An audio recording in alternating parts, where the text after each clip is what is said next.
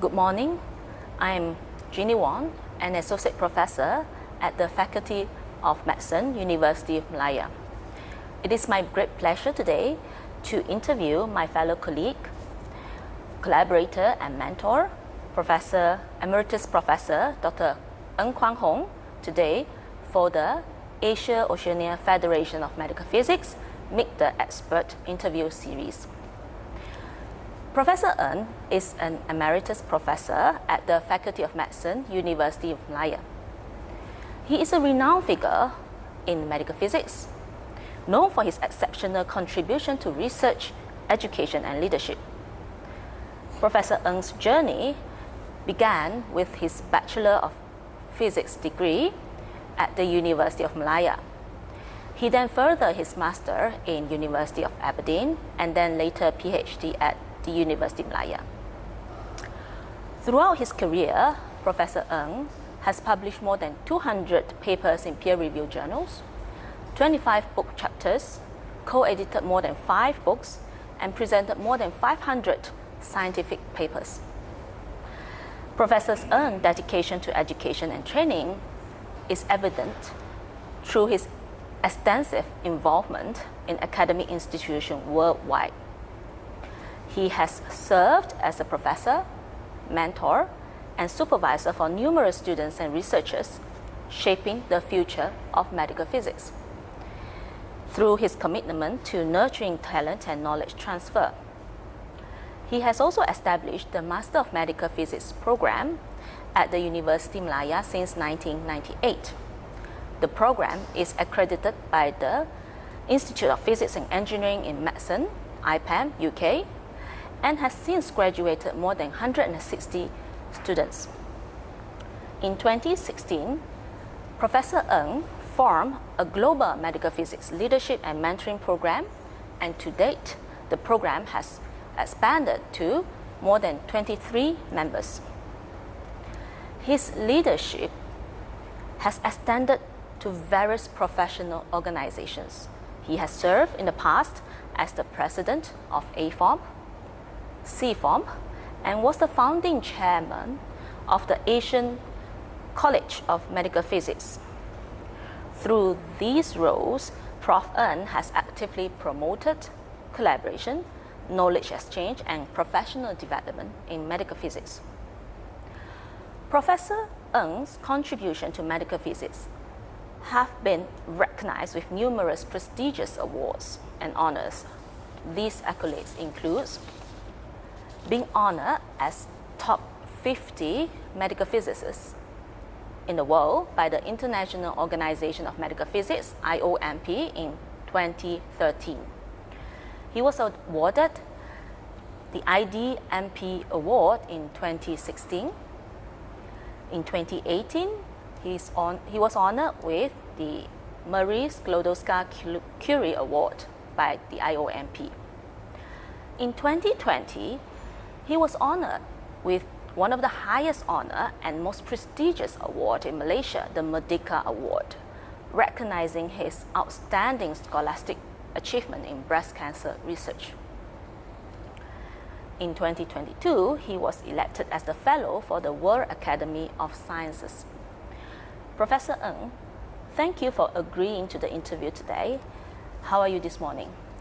Fine, thank you very much, Dr. Wong. Yeah.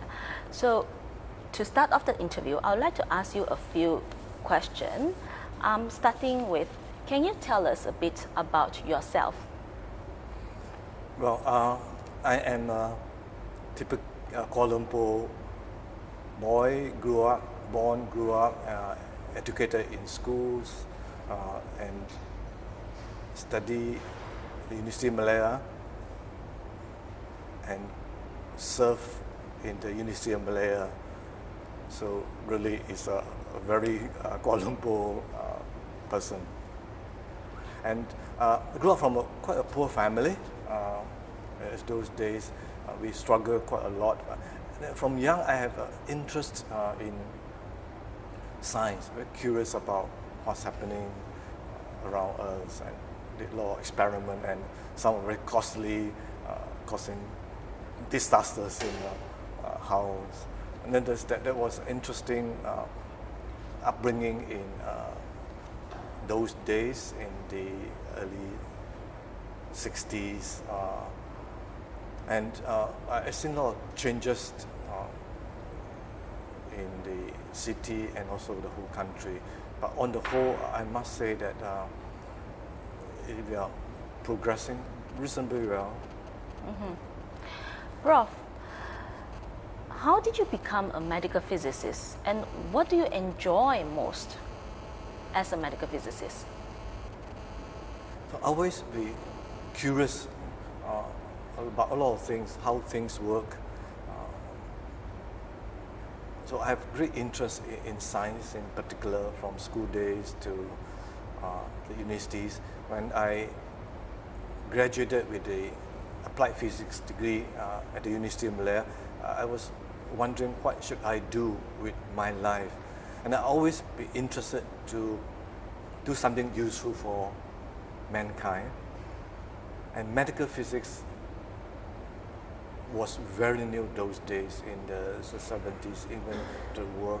I read about it, the various exciting inventions like the CT scan, about radioactivity and all those. So I decided, I would go to pursue medical physics as my career. I have opportunity to work for a while, save up a bit of money to pursue a master course at the University of Aberdeen in Scotland, UK, and that really opened up my vision and my commitment to pursue medical physics, and also determined to promote medical physics when I returned to the University of Malaya. I started working at the hospital, and also later I have the opportunity to have an academic position, and also continue to pursue my PhD. Interestingly, in those days there's no medical physics program at all, so I had the great fortune to work with distinguished Professor Datuk Lui Lai Ming. So I did my PhD with her, and that's on breast cancer, to correlate the mammogram and these histopathological finding, particularly microcalcifications. And that really started my journey into interdisciplinary collaboration, and that has been very well. And then I continued, and I started a program, Master Medical Physics in 1998.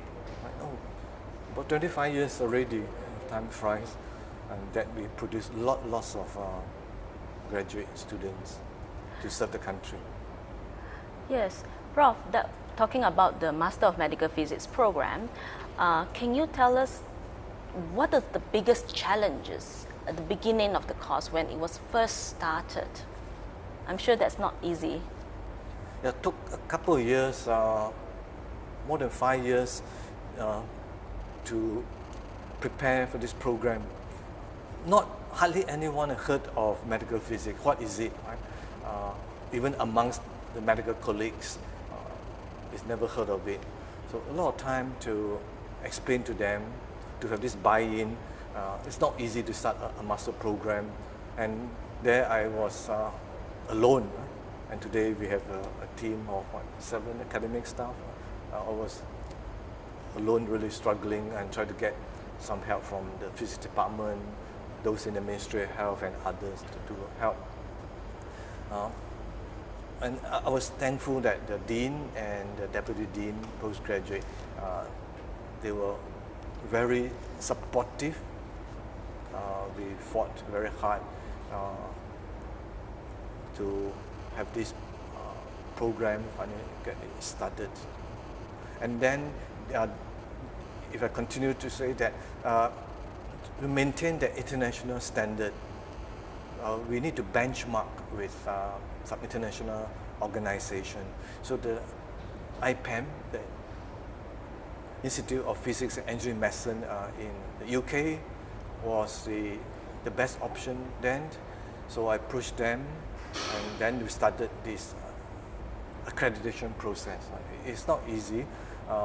So our program, in terms of its academic content and the standard, is really, equivalent or par with that of the United Kingdom and international standard. So that put University of Malaya at a world level, and we also attracted quite a number of international students to our program. Yes, yes. So, Professor Ng, I would say that the medical physics profession in Malaysia has come a long way. How would you describe the medical physics profession in Malaysia today? Yeah, indeed, we have come a long way from perhaps 40, 50 years ago, with only a handful of, those days we call hospital physicists, working in a few radiotherapy centers. That's just all. And most hardly have any formal training, like in master or PhD. So most just a bachelor in physics and then hands-on clinical training, and that's it. But today we have 2 institutions running the master program, and we have been producing lots of graduates who are serving at various hospitals, government and private, teaching, research in various government agencies, and even some have employment overseas in Singapore, UK, Australia, or United States. So that is good, and we see that the profession is growing, but also encourage the younger ones to continue to work hard. We still know work to be done for more recognition. We can contribute more to the healthcare in the country. Thank you, Prof. So, Professor Ng, you have been serving as past presidents in the AFOMP and CFOMP. Can you say something about the medical physics profession in this region? Well, actually, these 2, the Southeast Asia and the Asia-Oceania, started about the same time. I was a founding president of CFOMP, this is Southeast Asian, and also one of the founding members of the AFOMP, which is the Asia-Oceania. It's interesting too that many of us felt that there's a need to have an organization so that to bring medical physicists together, and for networking, for better recognition, and it was a bit tough to get going. Not many of professionally trained medical physicists around, so we encourage to promote, and we organize annual congresses. We're well supported, and we also have invited quite a number of international renowned medical physicists who have helped us a lot, and we thank them for that. And today, both CFORM and AFORM are been part of the IOMP. We are the regional organizations, and we have been contribute a lot to the advancement of medical physics in the regions. Yes. Certainly your leadership and your visionary approach has brought a lot of development to the medical physics profession in this region, Professor. Now let's change a bit direction here. Throughout in your life, and your career, you must have made a lot of decisions. What was the hardest decision that you had to make in your life? Well, there are several difficult decisions, really. I just mentioned a few. One is, should I continue to stay in Malaysia? Of course, with my qualification. I also American board certified in medical physics is prestigious, well recognized. So I could easily work in the United States or elsewhere. So that was a decision I have to make to stay on. Since I started the master program, it's good to nurture. You really need to nurture to build up, and also to recruit staff members like you and the others as well. But we need the number, right, to grow as we expand, recruit more students, and we have involved in research. So that was the decision I stay on instead of what is so-called the looking for the greener pasture elsewhere. Another interesting decision is quite recent. After my retirement, of course, I was honored with the Emeritus professorship, and again, I have opportunity to work in other countries, other institutions. But I have decided to just stay on to continue to serve the University of Malaya in different capacities. I think probably these are the two difficult decisions I make, and of course there are others as well. Yeah, so we are certainly very glad and honored that Professor Ng has chosen to stay with us and help to develop the country medical physics profession, as the motto of our university says, serving the nation, impacting the world. Now, Professor Ng, you have certainly a lot of achievement. What would you consider your biggest achievement? When I received the Marie Curie Award, I would consider that as an honor for my so-called achievement in medical physics, because that was given not just for research, but also for the education and leadership. I have been very passionate about teaching, not only medical physics. I've been involved in teaching the radiologists, radiation oncologists, and allied health sciences and different professions. So that is an important part of the education. And the leadership, one that I consider is important. Now, medical physics is an interdisciplinary profession. We are science-based, also we are professional, we are clinical, and we interact with radiologists, oncologists, surgeons, physicians, orthopedic surgeons. It's a variety. So we need really to have good relationship with them. We need to work with them to solve various clinical problems. Well, that's what medical physics are for. We apply principles of physics, engineering, and computing to solve clinical. So that's why our impact to the healthcare. So, and also realize it's important for young ones to develop the leadership quality. So I started this, the ASEAN College of Medical Physics, and to bring up people in Southeast Asia education. And also I started the global mentoring leadership program, which I'm very excited.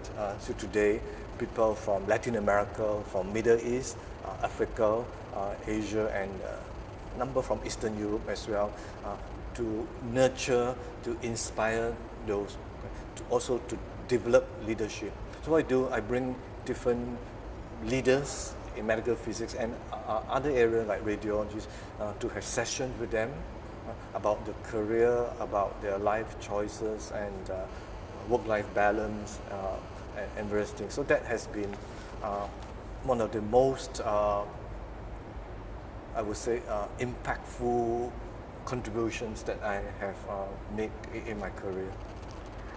Yes. Thank you, Prof. Ng. That was a really inspiring move as well. What do you think is the future direction for the development of medical physics profession in Malaysia, as well as globally? What do you see in medical physics in 10, 20 years' time? Right. I will start with Malaysian context first. Right? We are growing. We really need to be looking in the future where the medical physicists from the universities, Ministry of Health, private hospitals, and those in the research institution should work closer, should collaborate more, and that is important. Right now, due to the nature of the work, it tend to be, we work quite independently. Okay? So I like to see come together, working in research, professional issues, so that we will really serve the nation much better. Right? And that is the University logo. And I would really see that more participation, international conferences, publishing in international journals. This is how we move forward. Now, my vision for the region, for Asia-Oceania, or even beyond. Recently, I published an invited editorial in the PESM, the Physical Engineering Science and Medicine Australian journal. And I talk about Renaissance and the need for holistic knowledge and the polymath. The polymath are people who are trained in 2 or 3 fields, who work together, who are creative. We need that. We go back to Renaissance, we think of, Leonardo da Vinci, learned man, as an artist, scientist, sculptor, lots of brilliant guy. Right? That's why it contributed to the revival, the new age in Europe and the rest of the world. So we also need to have a modern Renaissance today, where we live in a very exciting time. We have a lot of disruptive technologies coming in. We have the artificial intelligence, for example, is one, and lots of technology. And this is time where physicists could make use of this, the knowledge of physics, engineering, or computing, AI, to contribute more to improve healthcare, and also to acquire other form of knowledge, like in chemistry, in maths, and lots of this. We need to bring in all this so that we have the synergistic effect, so we can do much more, can move forward. And I often have my favorite motto at the end of my lecture or conference. It is that let us come together and imagine together, right? And let us make a difference. And I hope that many medical physicists in the world will share my vision. Thank you, Professor Ng, and I think that is certainly the advice that you will be giving to many young medical physicists, aspiring young medical physicists that would like to come in the field, right, Prof? Yes. So we are rounding up the interview today. So thank you, Professor Ng, for your time today. And Professor Ng, you are a remarkable and visionary leader, scientist, educator, and mentor. Throughout your illustrious career, you have played a pivotal role in the development of the profession of medical physics in Malaysia, as well as in Asia-Oceania region. Not just as an individual yourself, but more importantly, as an educator sowing seeds for the young and aspiring medical physics leader throughout the world. You have certainly left an indelible mark, an influential mark on the advancement of medical physics leaving a lasting impact to the profession and to healthcare. Thank you, Professor Ng. Thank you very much, Dr. Wong, for this interesting discussion with you. Thank you.